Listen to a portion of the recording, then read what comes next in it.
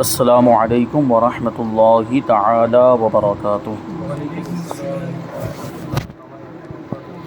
نحمده ونصلي ونسلم على رسوله الكريم، اما بعد فاعوذ بالله من الشیطان الرجیم، بسم اللہ الرحمن الرحیم۔ ان اللہ وملائکته یصلون علی النبی یا ایہا الذین آمنوا صلوا علیہ وسلموا تسلیما۔ اللہم صلی علی سیدنا و مولانا محمد معدن الجود والکرم وآلہ الکرام وابنہ الکریم وبارک وسلم صلاۃ و سلاما علیک یا رسول اللہ صلی اللہ تعالی علیہ وسلم۔ اس سے پہلے والے درس میں متولی کی خصوصیات کو بیان کیا گیا تھا کہ یعنی متولی میں کون سی باتیں ہونی چاہیے۔ پہلے نمبر پر یہ ہے کہ سنی صحیح العقیدہ ہو، دوسرے نمبر پر دیانت دار ہو، ایماندار ہو، تیسرے نمبر پر وہ کام کرنے والا ہو، 4 نمبر ہوشیار اور سمجھدار ہو، 5 نمبر وقف کی حفاظت کرنے والا ہو، 6 نمبر وقف کا خیر خواہ ہو، 7 فاسق نہ ہو یعنی گناہ کبیرہ کرنے والا نہ ہو، 8 نمبر پہ لالچی نہ ہو، 9 نمبر پر ہے لاپرواہ نہ ہو، اور نمبر 10 پر ہے لہو و لعب یعنی کھیل کود میں مشغول رہنے والا نہ ہو، 11 نمبر پر ہے بدعقل نہ ہو، اور 12 نمبر پر کام کرنے سے عاجز نہ ہو، 13 نمبر پر ہے سست اور کاہل نہ ہو۔ فرماتے کہ یہ تمام خصوصیات اعلیٰ حضرت رضی اللہ تعالیٰ عنہ کی درجہ ذیل عبارت سے مستفاد ہیں، یعنی انہوں نے جو 13 چیزیں بیان کی وہ کہاں سے لی، اس کو اعلیٰ حضرت رضی اللہ تعالیٰ عنہ نے فتاویٰ رضویہ شریف کے اندر بیان کیا، ایک پیراگراف کے اندر، اسی سے انہوں نے نکالا کہ یہ بھی ہونا چاہیے، یہ بھی ہونا چاہیے۔ بیان فرماتے ہیں اعلیٰ حضرت رضی اللہ تعالیٰ عنہ کی عبارت ہے لائق وہ ہے، لائق وہ ہے کا مطلب کیا، متولی بننے کے لائق وہ ہے کہ دیانت کارگزار ہوشیار ہو، دیانت دار ہو، کارگزار ہو، ہوشیار ہو، یعنی ایماندار ہو، کام کرنے والا ہو اور ہوشیار ہو، 3 چیزیں تو اس میں ہی آ گئی۔ جس پر دربار حفاظت و خیر خواہی وقف اطمینان کافی ہو، کہ اعلیٰ حضرت رضی اللہ تعالیٰ عنہ کی اردو سمجھنا بھی بڑی بات ہے، یہ اردو بھی ایسی ہوتی ہے۔ تو جس پر دربار حفاظت و خیر خواہی وقف اطمینان کافی ہو، کیا مطلب کہ وقف کی حفاظت کے معاملات میں، وقف کی خیر خواہی یعنی وقف کے فائدے کے معاملات میں اس پر اطمینان کافی ہو، یعنی ہم یقین رکھتے ہوں، ہمیں اطمینان ہو کہ نہیں یہ وقف کے فائدے کا ہی کام کرے گا، وقف کو نقصان نہیں پہنچائے گا اور وقف کی حفاظت بھی کرے گا، ایسا ہم کو اطمینان ہونا چاہیے جس کو متولی بنایا جا رہا ہے اس کے تعلق سے۔ فاسق نہ ہو، جس سے بطمع نفسانی یا بے پرواہی یا نا حفاظتی یا انہما کے لہو و لعب وقف کو ضرر پہنچانے یا پہنچنے کا اندیشہ ہو۔ فاسق نہ ہو تو بات سمجھ میں آ گئی، یعنی گناہ کبیرہ کرنے والا نہ ہو۔ پھر آگے بتاتے ہیں کہ بطمع نفسانی یعنی نفسانی خواہشات کی وجہ سے، لالچ کی وجہ سے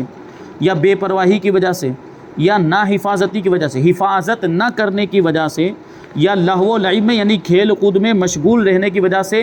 وقف ضائع نہ ہو جا رہا ہو، وقف کو کوئی نقصان نہ پہنچ رہا ہو، یہ بات ہے۔ اسی کو آسان لفظوں میں اوپر بیان کرتی ہے۔ بد عقل یا عاجز یا کاہل نہ ہو، یعنی اس کی عقل میں کمی نہ ہو اور کام کرنے سے عاجز بھی نہ ہو، جیسے لنگڑا لولا کوئی ہے تو وہ نہیں کر پائے گا، اپاہج اگر کوئی ہے۔ کاہل اور سست نہ ہو کہ اپنی حماقت یعنی بے وقوفی یا نادانی یا کام نہ کر سکنے یا محنت سے بچنے کے باعث وقف کو خراب کر دے، کہ بد عقل ہوگا تو عقل کم ہے یعنی بے وقوف ہے تو بے وقوفی کی وجہ سے وقف کو نقصان پہنچے گا، یا نادان ہے تو نادانی کی وجہ سے بھی نقصان پہنچ سکتا ہے، اور کام نہیں کرتا ہے، کام کرنے سے عاجز ہے تب بھی وقف کو نقصان پہنچ سکتا ہے، یا سست اور کاہل ہے تو مطلب ہے کہ محنت نہیں کرے گا اور محنت نہ کرنے کی وجہ سے بھی وقف کو نقصان پہنچ سکتا ہے۔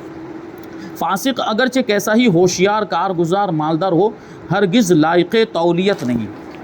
آج کے زمانے میں تو ایسے ہی کو بنا دیا جاتا ہے، وہ مالدار دیکھ لیا جاتا ہے اور دنیاوی اعتبار سے جس کو بڑا سمجھا جاتا ہے اور ہوشیار سمجھا جاتا ہے، پڑھا لکھا، دنیاوی تعلیم کے اعتبار سے کوئی پڑھا لکھا ہو تو اس کو بنا دیا جاتا ہے۔ تو ایسا نہیں، بلکہ شرعی اعتبار سے دیکھا جائے گا کہ شریعت نے کیا کہا ہے، کس کو بنانا چاہیے، اسی کو بنایا جائے گا۔ تو فاسق ہے یعنی کھلم کھلا گناہ کبیرہ کرنے والا، اگرچہ کتنا ہی ہوشیار ہو، کام کرنے والا ہو، مالدار ہو، وہ ہرگز متولی بننے کے لائق نہیں ہے، کہ جب وہ نافرمانی شرع کی پرواہ نہیں رکھتا، کسی کار دینی میں اس پر کیا اطمینان ہو سکتا ہے؟ یعنی جب وہ خدا کی نافرمانی کر سکتا ہے تو دین کے کام میں اس سے ہم کیسے مطمئن ہو سکتے ہیں کہ وہ یہ اس کام میں کوئی گھپلا نہیں کرے گا اور خیانت نہیں کرے گا؟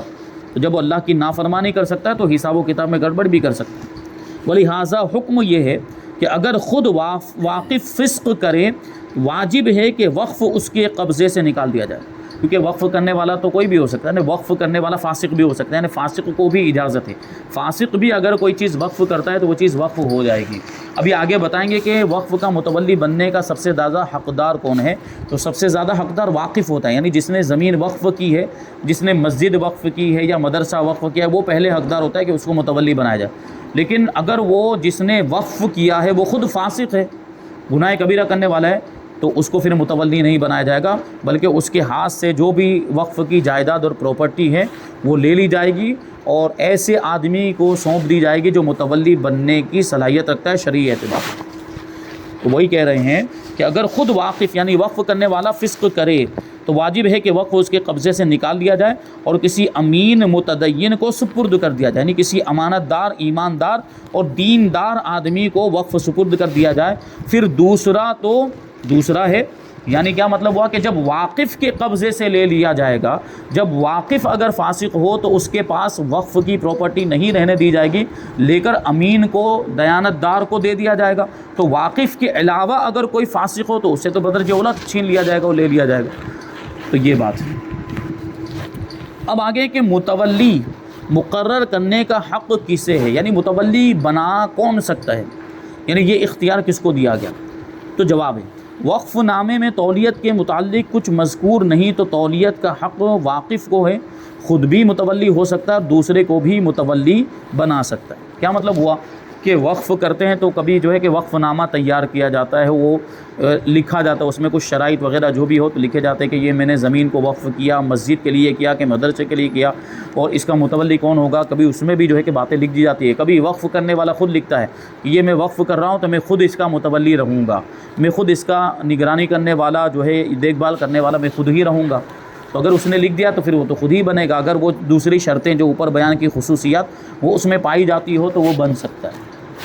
اور اس کو پھر اختیار، اگر کچھ بھی نہیں لکھا، وقف نامے کے اندر کچھ بھی نہیں لکھا تو وقف کرنے والا بھی متولی بن سکتا ہے، اور وہ چاہے کسی اور کو اگر بنانا چاہتا ہے تو کسی اور کو بھی وہ متولی بنا سکتا ہے۔ متولی مر گیا اور واقف زندہ ہے، کیا مطلب کہ وقف کرنے والا متولی نہیں تھا، اس نے کسی اور کو بنایا تھا، تو اب کیا ہوا، جو متولی تھا وہ مر گیا لیکن وقف کرنے والا زندہ ہے، تو دوسرا متولی خود واقف ہی مقرر کرے گا، یعنی اب یہ اختیار واقف کو ہے، جو متولی انتقال کر گیا تو اب دوسرا کسی کو بنانا ہے تو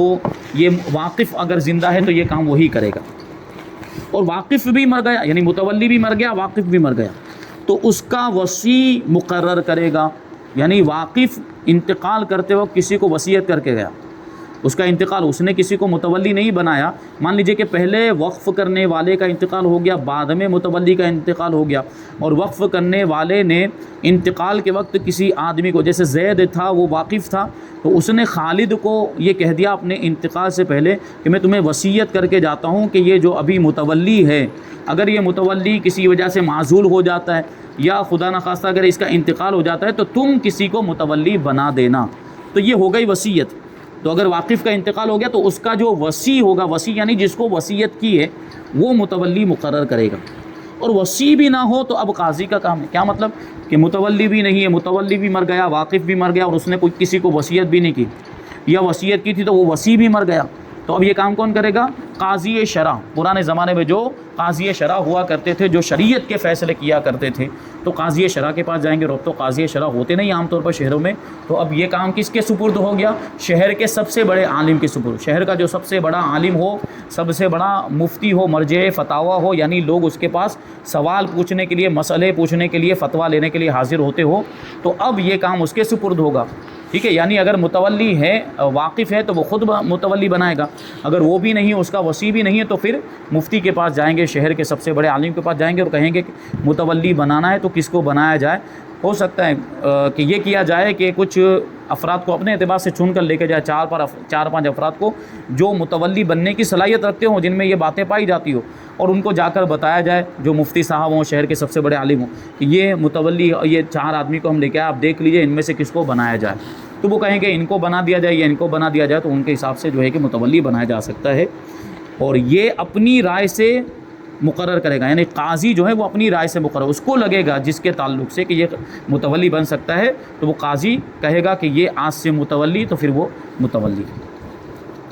اب بہت اہم سوال ہے کہ متولی کو کب معزول کرنا واجب ہے، یعنی متولی کو اس کے عہدے سے ہٹا دیا جائے گا، ٹرسٹی کو اس کے عہدے سے ہٹا دیا جائے گا، کب ہٹانا ہے اور کب ہٹانا ضروری ہے۔ اس کو بتاتے ہیں کہ متولی اگر امین نہ ہو، یعنی امانت دار نہ ہو، خیانت کرتا ہو، ظاہر سی بات ہے وہ خیانت کرتا ہے تو حساب کتاب میں گڑبڑ کرے گا، تو اس سے وقف کا نقصان ہے، تو اس کو ایسے کہ اگر خیانت ثابت ہو جائے کہ اس نے ایسا کام کیا ہے تو پھر اس کو ہٹا دیا جائے گا، نکال دیا جائے گا۔ یا کام کرنے سے عاجز ہے، پہلے ہو سکتا ہے جب بنایا تھا اس کو متولی تب اس کے اندر صلاحیت تھی، کام کاج کر سکتا، لیکن بسا اوقات کبھی ایسا ہو جاتا ہے کہ آدمی اب ایسا بیمار ہو گیا کہ اب اس کے اندر صلاحیت ہی نہیں رہی،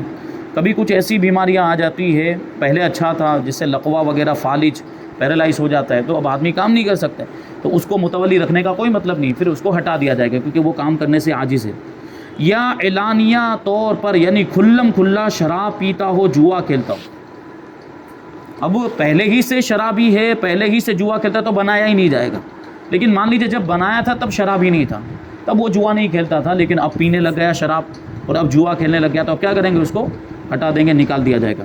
یا کوئی دوسرا فسق اعلانیہ طور پر، یعنی کھلم کھلا کرتا ہو، کوئی دوسرا گناہ کبیرہ، یا اسے کیمیا بنانے کی دھت، یعنی تانبے کو سونا بنانے کی عادت ہو۔ تانبے کو سونا بنانے کا کیا مطلب ہوا، یعنی جھوٹا سونا، تانبا سونا تو نہیں ہوتا ہے نا، تانبے کو سونا بتا کر اس کو جو ہے کہ سونے کی قیمت میں بیچا جاتا ہے، تو یہ تو دھوکہ ہوا، یہ تو جائز نہیں ہے، تو یہ بھی گناہ کبیرہ میں شمار ہوتا ہے، تو ایسا کرنے والا بھی متولی نہیں بن سکتا، اگر ہے تو اس کو ہٹا دیا جائے گا، اس کو معزول کرنا واجب ہے، کہ اگر قاضی نے اس کو معزول نہ کیا تو قاضی بھی گنہگار ہوگا، یعنی قاضی کے پاس یہ معاملہ گیا، یہ مقدمہ گیا کہ بھائی ہمارا جو متولی وہ ایسا ایسا کام کرتا ہے، وہ یا تو امین نہیں ہے، یا کوئی گناہ کبیرہ کرتا ہے، یا وقف کو نقصان پہنچاتا ہے، یا حساب کتاب میں گڑبڑ کرتا ہے، تو قاضی پر لازم کیا ہے کہ فوراً اس کے تعلق سے حکم جاری کرے کہ یہ متولی آج سے معزول ہے، بلکہ ابھی سے معزول ہے، اس کی جگہ پہ دوسرے کو متولی مقرر کیا جائے۔ یہ قاضی اس زمانے جب بادشاہوں کی حکومت تھی، اسلامی حکومت ہوا کرتی تھی، تو یہ اس وقت حکم تھا، اور جس میں یہ صفات پائے جاتے ہوں اس کو متولی بنانا بھی گناہ ہے، یعنی اگر یہ بیچ میں پہلے متولی بن گیا اور بیچ میں یہ خرابیاں آ گئی تو نکال دیا جائے گا، اس کو معزول کر دیا جائے گا، لیکن پہلے ہی سے یہ چیزیں پائی جاتی ہے، شرابی ہے، جواری ہے، اور یہ سب معاملات ہیں، تو اس کو بنانا ہی جائز نہیں، اگر ایسے کو لوگ متولی بنائیں گے تو بنانے والے گنہگار ہوں۔ آگے سوال ہے کہ اگر متولی نے وقف کے کسی جز کو فروخت کر دیا یا رہن رکھ دیا تو کیا حکم ہے؟ وقف کے کسی بھی حصے کو بیچ دیا یا جو ہے کہ اس کو گروی رکھ دیا، رہن رکھنے کا کیا مطلب ہوتا ہے، گروی رکھ دیا، گروی رکھنے کا عام طور پر مطلب کیا ہوتا ہے اس کو سمجھنے کی ضرورت ہے، کہ کوئی سامان ضمانت اور گارنٹی کے طور پر کسی کے پاس رکھا جاتا ہے اور اس سے قرض لیا جاتا ہے، جیسے مثال کے طور پر سونا ہے، 10 تولہ سونا ہے کسی کے پاس، تو ہم گئے، پیسے کی ضرورت تھی، ابھی سونا ہم چاہتے ہیں کہ اس کو توڑیں گے نہیں، اس کو بیچنا نہیں چاہتے، تو ہم کیا کرتے ہیں، وہ سونا لے جا کر کسی کو دیتے ہیں، بھائی یہ سونا تم رکھو گارنٹی اور ضمانت کے طور پر، اس کے بدلے میں مجھے 10 لاکھ روپے دے دو، میں جب 10 لاکھ روپے تم کو واپس لا کر دوں گا تو مجھے یہ سونا تم دے دینا میرا، تو یہ ہوتا تو قرض ہی ہے، لیکن اس میں یہ بات ذہن میں رہنی چاہیے، بار بار یہ مسئلہ پہلے بھی بتایا جا چکا ہے کہ گروی جو چیز رکھی جاتی ہے اس کا استعمال جائز نہیں، نہ گروی رکھنے والا ہے اس کو استعمال کر سکتا ہے، نہ جس کے پاس وہ رکھی گئی وہ استعمال کر سکتا ہے، کیونکہ آج کل جو گھر گروی رکھنے کے معاملہ چل رہے ہیں نا، گھر گروی میں لے لیتے ہیں، 4 لاکھ روپے دیے کسی کا گھر لے لیا، اب اس میں رہ رہے، بلکہ بعض لوگ تو کرائے پر بھی چلاتے ہیں، یہ جائز نہیں ہے۔ ہیوی ڈپوزٹ کا جو معاملہ ہے وہ جائز ہے کہ کچھ کرایہ مقرر کر دیا جائے، لیکن اس میں بھی وہ خود رہ سکتا ہے، کرائے پر آگے نہیں بڑھا سکتا، یعنی یہاں اس کو 500 روپے دے رہا ہے، یہاں مالک کو 1000 روپے دے رہا ہے اور دوسرے کو کرائے پر چڑھا کے 5000 لے رہا ہے، وہ اس کے لیے جائز نہیں، بہرحال اس کی تفصیل ہے۔ تو یہاں پر سوال یہ ہے کہ متولی نے وقف کے کسی حصے کو بیچ دیا، کیونکہ وقف کے تعلق سے پہلے ہی آ چکا ہے کہ وقف کا کوئی مالک نہیں ہوتا، جب وہ چیز وقف ہو گئی تو نہ اس کو ہبہ کیا جا سکتا، یعنی کسی کو گفٹ بھی نہیں کیا جا سکتا، کسی کو دیا بھی نہیں جا سکتا، اس کو بیچا بھی نہیں جا سکتا، اس کو گروی بھی نہیں رکھا جا سکتا، یہ مسئلہ پہلے ہی آ چکا ہے۔ تو متولی نے ایسا کر لیا، متولی نے وقف کے کسی حصے کو بیچ دیا، جیسے ابھی مسجد وغیرہ میں تو اس طرح کے معاملات بہت کم ہوتے ہیں، دوسرے جو ٹرسٹ ہوتے ہیں، جیسے ہم نے ماضی قریب میں کچھ واقعہ سنے ہوں گے کہ جو برادری کے جو ٹرسٹ ہوتے ہیں اس کی کچھ وقف کی آمدنیاں، وقف کی پراپرٹیاں ہوتی ہیں، بیچ ڈالتے ہیں اس کو، ٹھیک ہے، تو ایسے معاملات ہوتے ہیں۔ تو اگر متولی نے وقف کے کسی جز کو فروخت کر دیا یا رہن رکھ دیا تو کیا حکم؟ جواب دیتے ہیں کہ وقف کے کسی جز کو بیع کر دینا یعنی بیچ دینا یا گروی رکھ دینا یہ خیانت ہے، ایسے متولی کو معزول کر دیا جائے گا اور اس سے تاوان لیا جائے گا۔ اس نے جو حصہ بیچا ہے سب سے پہلے تو اسے حکم ہوگا کہ جس کو بیچا وہاں سے واپس لے کر آئے، برابر، اور اگر وہ امکان ممکن نہ ہو تو جتنا بھی نقصان ہوا ہے وہ نقصان اپنی جیب سے بھرے گا، یہ اس کا تاوان ہے۔ آگے ایک سوال اور شامل کرتے ہیں کہ واقف نے اپنے آپ ہی کو متولی کر رکھا ہے تو کیا اس میں بھی ان خصوصیات کا ہونا ضروری ہے جو دوسرے متولی میں ضروری، جو اوپر خصوصیات بیان کی گئی؟ تو اگر واقف خود ہی متولی ہے تو کیا اس کے اندر بھی وہ ساری چیزیں پائی جانی چاہیے؟ تو جواب ہے کہ واقف نے اپنے آپ ہی کو متولی بنا رکھا ہے تو اس میں بھی ان صفات کا ہونا ضروری ہے، ان خصوصیات کا ہونا ضروری ہے جو دوسرے متولی میں ہونا ضروری ہے، اوپر بیان کی گئی۔ یعنی جن وجوہ سے متولی کو معزول کر دیا جاتا ہے، اگر وہ وجوہ خود اس میں پائی جائے یعنی واقف کے اندر پائی جائے تو اس کو بھی معزول کر دینا ضروری ہوگا،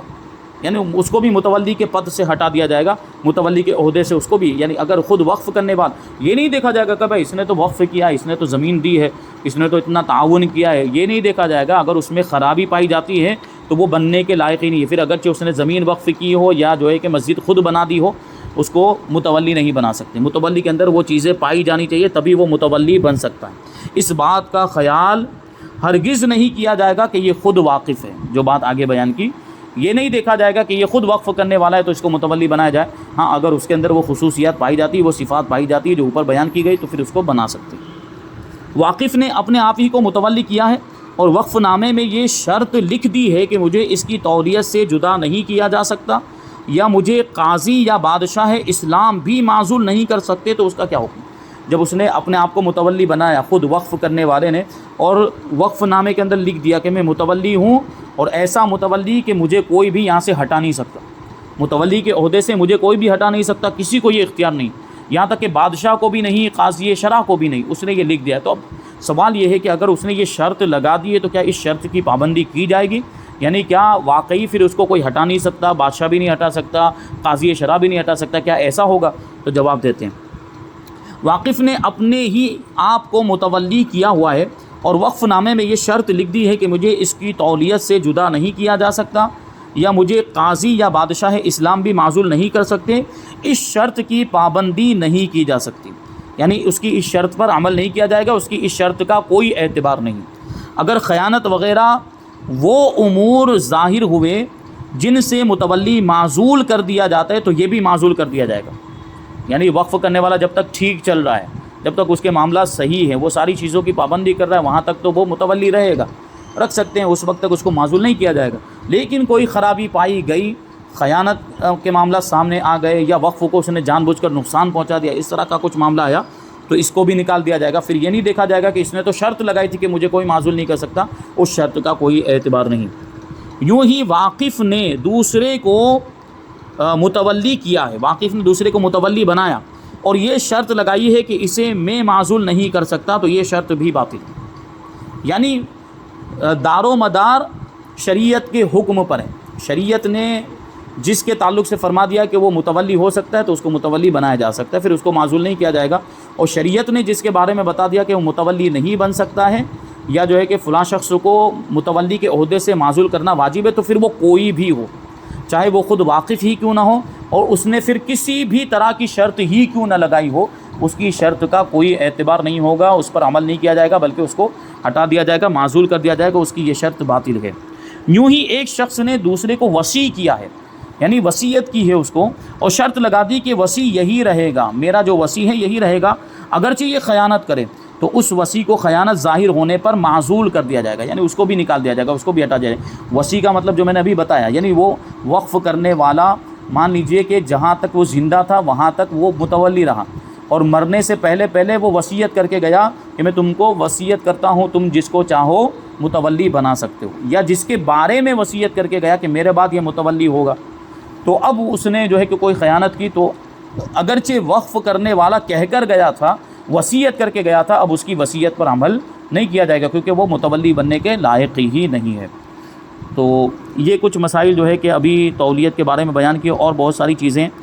باقی ہیں. جیسے ابھی ایک بہت اہم سوال بتاتے ہیں کہ کیا کوئی عورت متولی بن سکتی کہ نہیں بن سکتی ہے. پھر واقف نے اگر کوئی شرط لگا دی کہ وقف کا متولی میری اولاد میں سے اس کو کیا جائے جو سب سے زیادہ ہوشیار نیکوکار ہو، تو پھر کسے بنایا جائے گا. یہ کچھ سوالات ہیں، انشاءاللہ ان کو آگے کے درس میں ہم شامل کریں گے. اللہ تبارک و تعالیٰ کی بارگاہ میں دعا ہے کہ جو کچھ بھی بیان ہوا اس پر ہم سب کو عمل کرنے کی توفیق عطا فرمائے. وما علینا الا البلاغ. السلام علیکم.